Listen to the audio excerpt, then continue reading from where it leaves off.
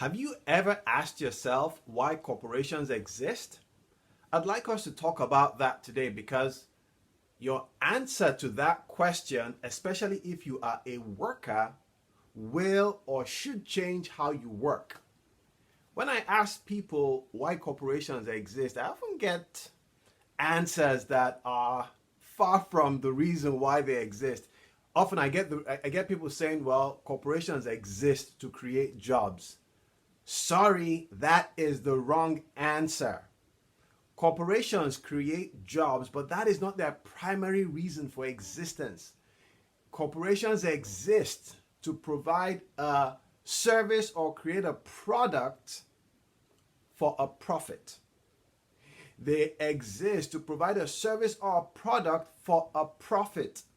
Now, obviously, we're talking about for-profit corporations, but even non-profit organizations exist to provide a service or a product, but they are not driven by profit. So let's talk about the for-profit environment. Okay, and this also again applies to non-profits.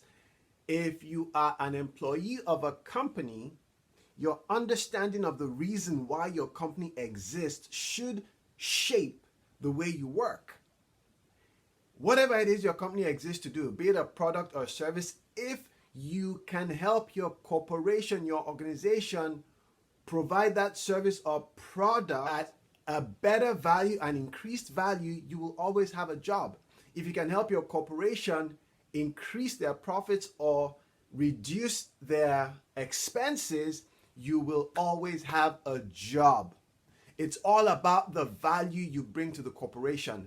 And when I start to explain this to people and they see the importance of always thinking of value first, it changes the way they work. Because when I coach people, I want them to see themselves as people who bring value to an organization. Nobody owes you a job. Sorry.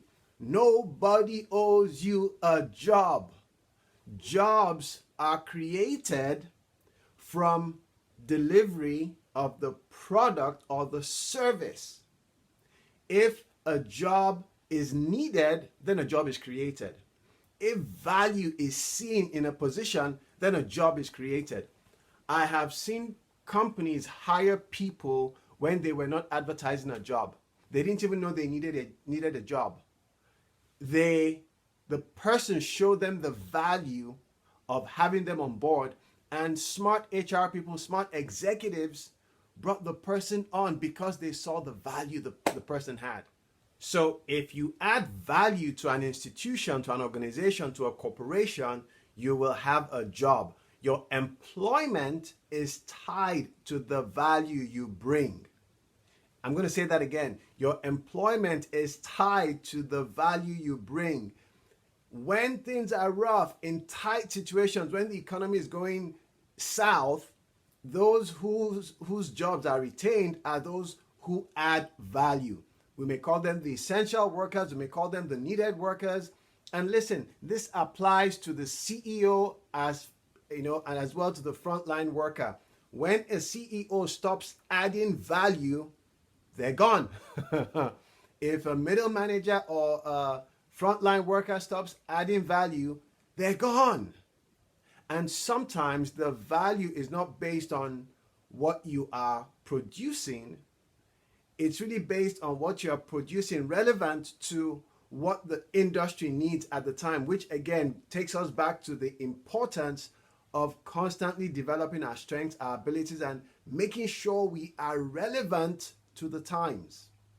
So I ask you again, why do corporations exist?